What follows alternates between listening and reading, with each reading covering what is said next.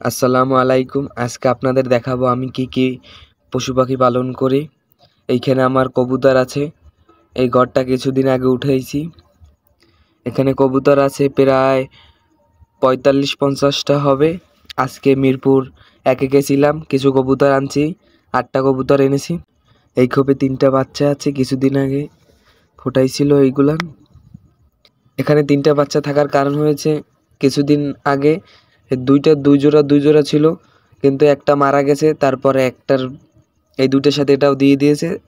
এইখানে খরগোশ আছে, খরগোশের বাচ্চা হয়েছে, 2টা বাচ্চা হয়েছে। এখনো চোখ টোক কিছুই ফোটায় নাই, কালকে হয়েছে। ওই সেইটা আরো এক জোড়া কবুতর জোর দিয়েছি আজকে। এই যে এইখানে জোর দিয়েছি, ডেকে রাখছি, কারণ ওইখানে রাখলে অন্য কবুতর আইসা ডাকাডাকি করে। কবুতর আমি পালন করি শখ করে। কবুতর আমার কাছে অনেক ভালো লাগে। খরগোশ আছে 2টা, খরগোশ 2টারও আমি শখ করে পালন করি। কবুতর আটকিয়ে পারলে একটু খরচা বেশি হয়, কিন্তু কিছু করার নেই, শখ যখন। এই আমার সবগুলো কবুতর এইখানে। খোপেও আছে কিছু, বাচ্চা আছে কিছু কিছু খোপে। এদিকে আবার দেখি খরগোশ বসে আছে। খরগোশরে ঘাস, সবজি এইসব অনেক কিছু দেওয়া লাগে। এই সাইডে আমার ছাদ বাগান আছে। ছাদ বাগানে মোটামুটি সব রকমেরই ফলের গাছ আছে। আখ গাছ আছে, কমলা গাছ আছে, ডালিম গাছ আছে, বড়াই গাছ আছে, পেয়ারা গাছ আছে, আর অনেক ফলের গাছ আছে। এই একটা কমলা গাছ, কমলাগুলো অনেক টক হয় এগুলান। এই পেয়ারা গাছ। ছাদে বাগান করার মজাই আলাদা।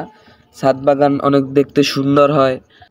ছাদের ওই সাইডে আবার কিছু কোয়েল পাখি পালন করি, প্রায় 8-10টার মতো কোয়েল পাখি আছে।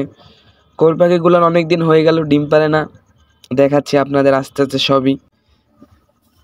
এই যে এইখানে আমি কোয়েল পাখি পালন করি। কোয়েল পাখি শখের বয়সেই পালি, ডিম টিম দেয় না। যেখানে বেশিরভাগই মেল, ফিমেল কম। এই যে খাবার খায় প্রচুর। এই যে পুরো ছাদটা এই ওই সাইডে ছাদ বাগান। এইখানে মুরগি আছে আমার 50-60টার মতো। ফার্মি মুরগি আছে, দেশি মুরগি আছে, টাইগার মুরগি আছে, আরো বিভিন্ন রকমের মুরগি আছে। এইখানে কিছু বাচ্চা আছে এই খোপে। ওই সাইডে একটা খোপ আছে।